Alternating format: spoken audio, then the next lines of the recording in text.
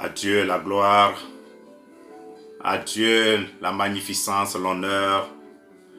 Bien-aimés dans le Seigneur, que la paix de notre Dieu, notre Père, l'Éternel, soit avec vous.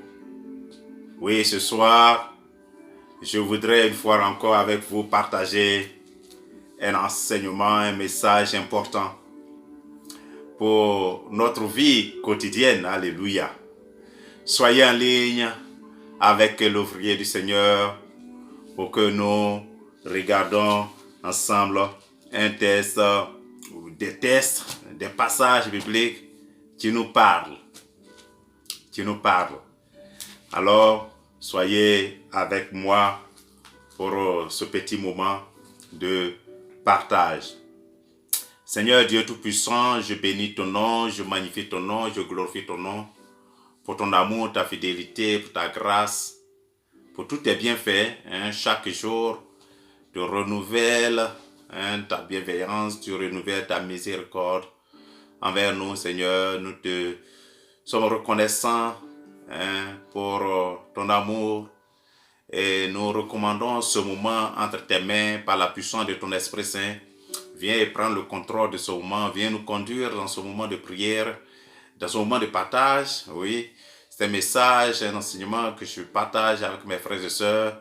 Seigneur, sois avec nous, conduis-nous, Seigneur, inspire-nous, Seigneur, et bénis, Seigneur Jésus, tous ceux qui seront en ligne avec moi ce soir, et tous ceux qui écouteront ce message, que la grâce et la paix, la bénédiction qui accompagnent ce message soit leur partage.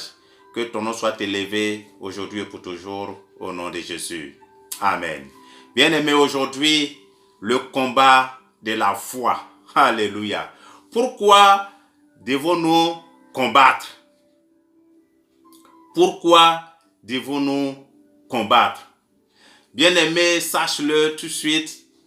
Tout homme qui veut entrer dans sa terre promise, qui veut entrer dans sa bénédiction, doit s'attendre à affronter de la résistance. Alléluia. Tu veux entrer dans ta terre promise, tu dois t'attendre à affronter de la résistance.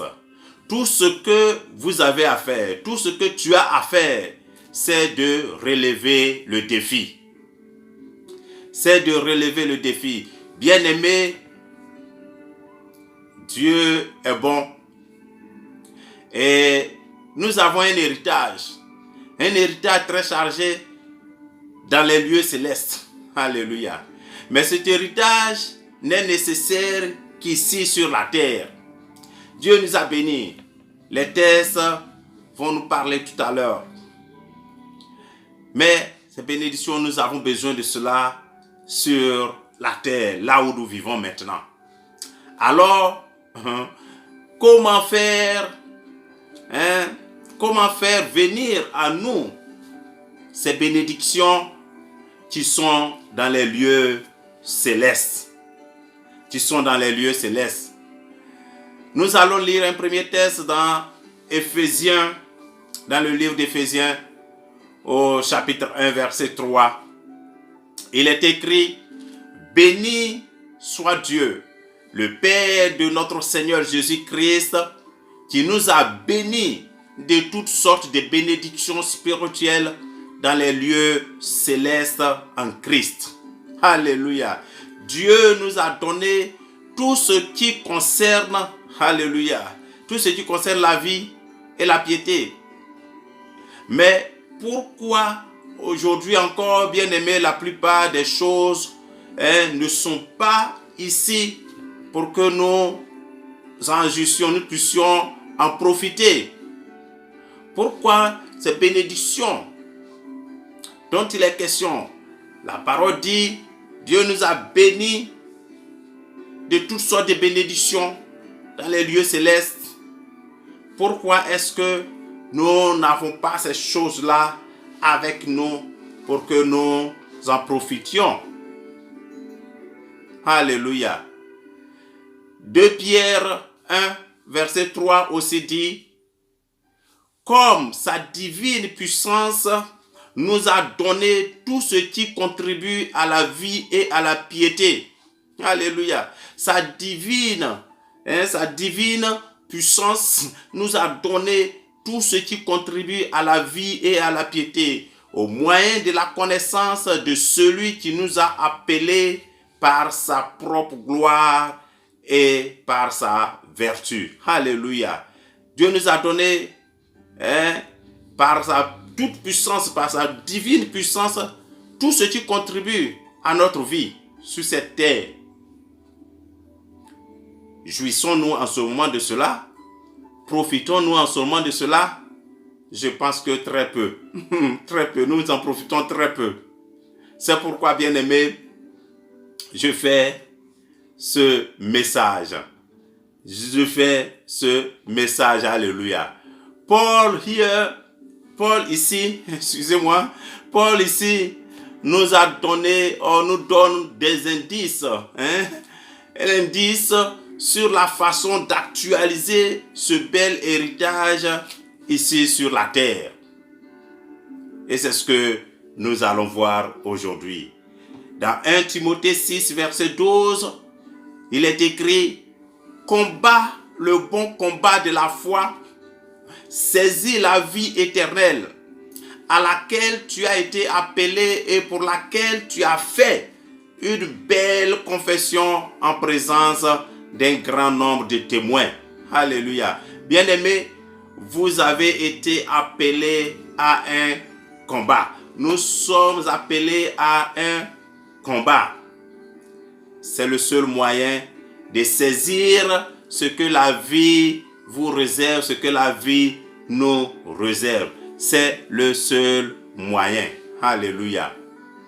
Dans 1 Jean 5, verset 4, il est écrit ceci: parce que tout ce qui est né de Dieu triomphe du monde, et la victoire qui triomphe du monde, c'est notre foi.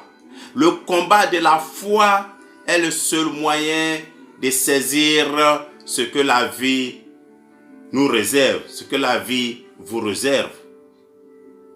Le combat de la foi, c'est le seul moyen de saisir ce que la vie nous réserve. Alléluia. Bien-aimés, souvent on dit, la vie ne nous donne pas ce que nous souhaitons. Alléluia.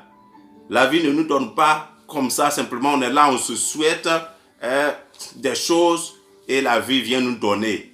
Non. L'on obtient ce pourquoi il combat. C'est pourquoi nous devons combattre. Romains 8, verset 32 dit: lui qui n'a pas épargné son propre fils, mais qui l'a livré pour nous tous. Alléluia. Comment ne nous donnera-t-il pas aussi toutes choses avec lui? Alléluia. Dieu qui n'a pas refusé son fils unique, comment est-ce qu'il peut nous refuser si nous lui demandons? Combattre le bon combat de la foi. C'est le seul moyen, bien-aimé, de saisir ce que la vie nous réserve. Pourquoi as-tu besoin de combattre? Bien-aimé, pourquoi as-tu besoin de combattre? Dans Deutéronome 2, verset 24, il est écrit ceci: levez-vous, partez et passez le torrent de l'Arnon. Dieu parlant ici aux enfants d'Israël, il leur demande: levez-vous, partez et passez le torrent de l'Arnon. Vois, je livre entre tes mains Sion, le roi d'Heshbon, l'Amoréen et son pays. Commence la conquête et fais-lui la guerre. Alléluia. Commence la conquête et fais-lui la guerre. Bien-aimé, quand on lit ce passage, ça paraît un peu paradoxal. Dieu dit cela que je vous ai donné Ça paraît un paradoxe. Je vous ai donné, dit Dieu, Dieu qui dit cela. Mais maintenant, il dit, commencez maintenant à le posséder et affronter les oppositions au combat. Affrontez les oppositions au combat, sinon vous ne le posséderez pas. Vous ne le posséderez jamais. Comment Dieu nous a donné la terre promise, mais pour entrer en possession de cette terre-là, nous devons combattre. Nous devons combattre. Or, ce que tu m'as donné en principe, c'est à moi. Je n'ai plus besoin de faire un effort pour l'avoir, parce que tu m'as donné. Mais il dit, commence maintenant commence la conquête. Commence à le posséder par un combat. Bien-aimé, le combat de la foi. Alléluia. S'il n'y avait pas d'opposition, du tout, bien-aimé, ton héritage, mon héritage, notre héritage nous aurait été donné automatiquement, nous aurait été remis automatiquement. Mais il y a une opposition. Il y a un adversaire, le diable. Alléluia. Il est contre tout ce qui est à voir avec notre bien-être, ton bien-être. Tout ce qui est à voir avec votre bien-être. Il fait toujours obstacle à votre avancement, à notre avancement. Ça, c'est son travail. Alléluia. Il y a donc l'opposition. Et nous le voyons bien ici dans 1 Corinthiens 16, verset 9. C'est l'apôtre Paul qui l'écrit. Il dit, car une porte grande et d'un accès efficace m'est ouverte. Mais les adversaires sont nombreux. Parce qu'une porte s'est ouverte pour lui, bien-aimé. Les adversaires aussi se sont levés contre lui. C'est aussi ton cas. C'est aussi mon cas. Chaque fois qu'une porte s'ouvre pour toi, bien-aimé, sache que l'ennemi aussi va se lever contre toi. C'est pourquoi tu dois combattre.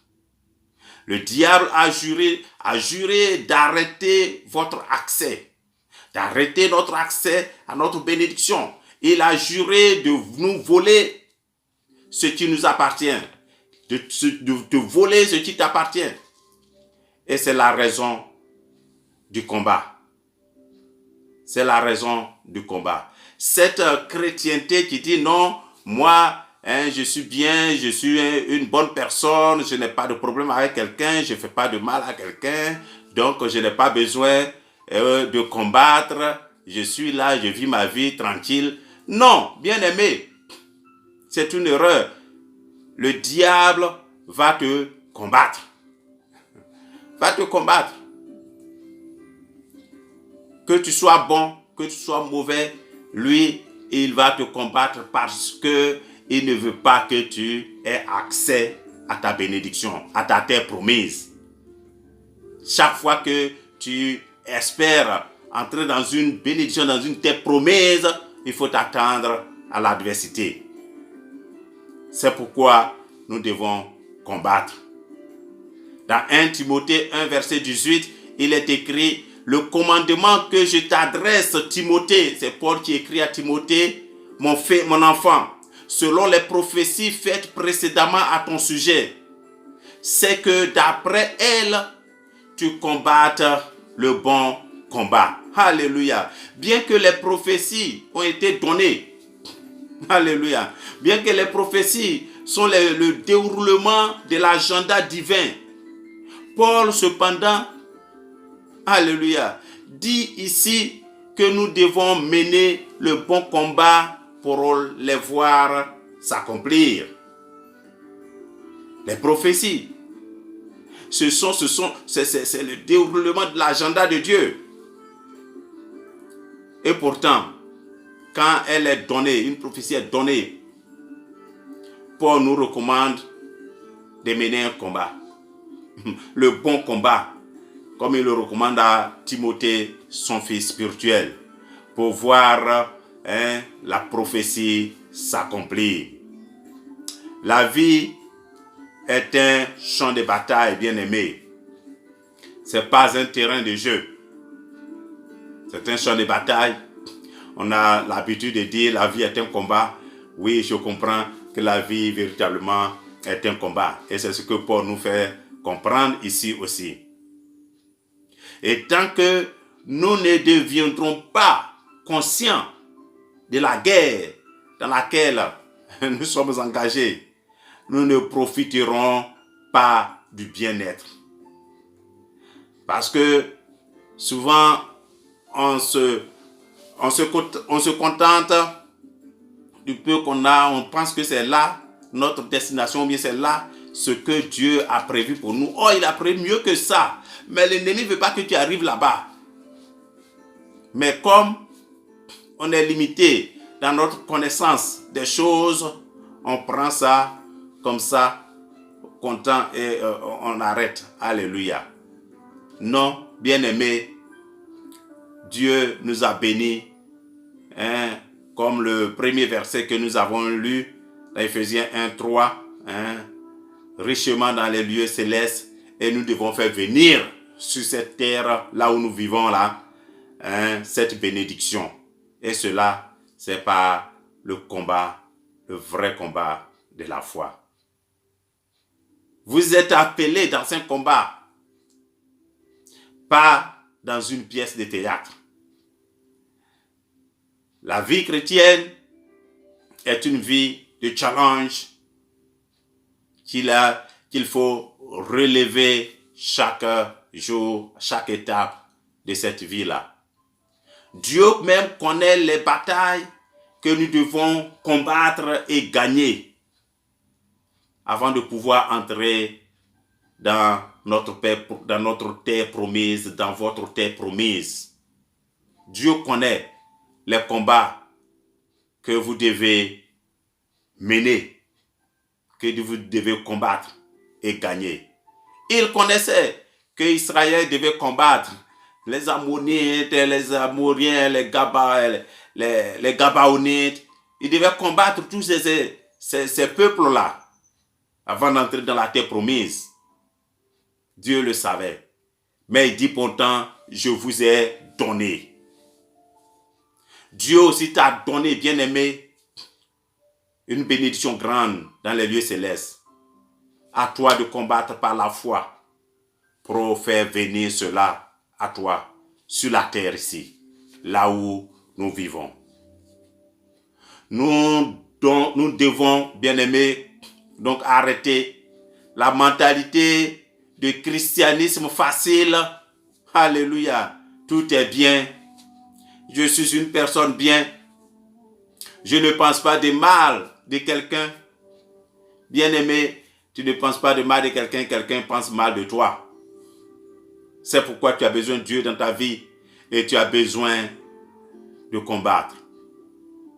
La vie n'est pas fair, comme on le dit, fair play. La vie n'est pas fair.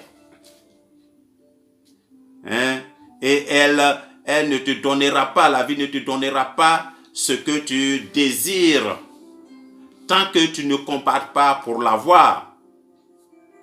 Si on pouvait s'asseoir, désirer quelque chose et la vie nous donne parce que nous avons longtemps désiré, ce serait vraiment bien, facile, simple.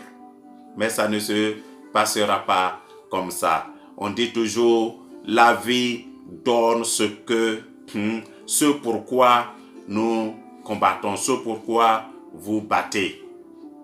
Alléluia. Bien-aimés, voici le message qu'aujourd'hui je voudrais partager avec vous. Combattre le bon combat de la foi. Le christianisme facile de dire que tout est bien. Jésus-Christ a payé tout à la croix du Golgotha pour nous. Dieu même sait. Dieu sait ce dont j'ai besoin.